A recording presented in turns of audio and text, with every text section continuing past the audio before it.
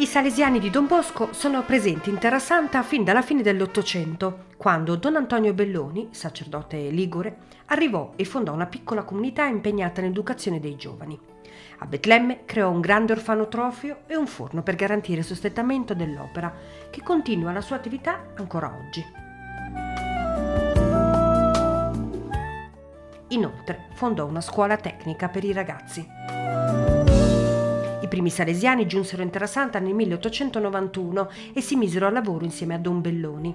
L'opera crebbe continuamente, estendendosi anche ad altri luoghi, come Nazareth, dove furono fondate la scuola, l'oratorio e la chiesa dedicata a Gesù adolescente. Attualmente i salesiani sono presenti in altri paesi del Medio Oriente. In Libano abbiamo 2 scuole, una tecnica a Byblos, città di Jbel, e una per i rifugiati iracheni e siriani che sono scappati dalla guerra e sono lì adesso rifugiati in Libano, e la scuola è a Beirut. Invece in Egitto abbiamo 2 belle scuole, si insegna in italiano, scuole professionali, una al Cairo e una ad Alessandria, e abbiamo una bellissima parrocchia al Cairo per i giovani, ragazzi, famiglie sudanesi rifugiati anche.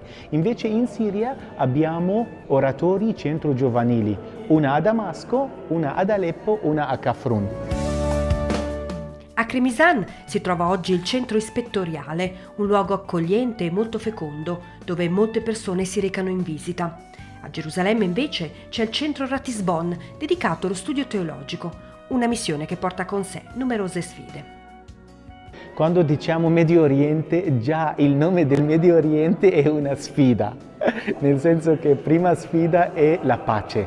Vogliamo la pace, vogliamo vivere con la gente, con i nostri giovani, in un'atmosfera di pace, però purtroppo, come sapete, è questa una sfida enorme in Libano, in Siria, in Terra Santa, no? La situazione di guerra fa stancare la gente, le famiglie e soprattutto i giovani. La seconda sfida è come vivere insieme con altre religioni, come educare anche non solo i cristiani, ma anche i musulmani, i giudei, perché noi lavoriamo con tutti. Dal 16 febbraio al 12 aprile i salesiani di Don Bosco saranno a Torino per celebrare il 29° capitolo generale, durante il quale verrà eletto il nuovo rettore maggiore.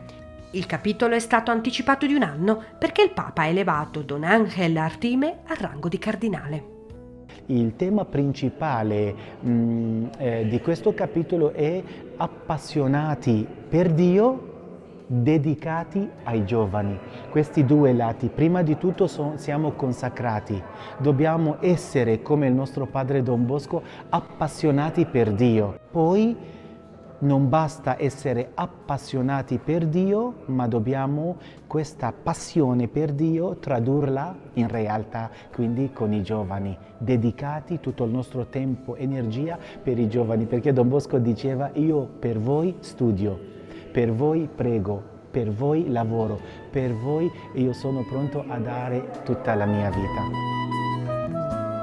A tutti i membri della famiglia salesiana e a tutti gli appassionati del carisma di Don Bosco ci uniamo nella preghiera affinché i salesiani possano continuare la loro missione di educare ed evangelizzare la gioventù, promuovendo sempre la formazione integrale della persona.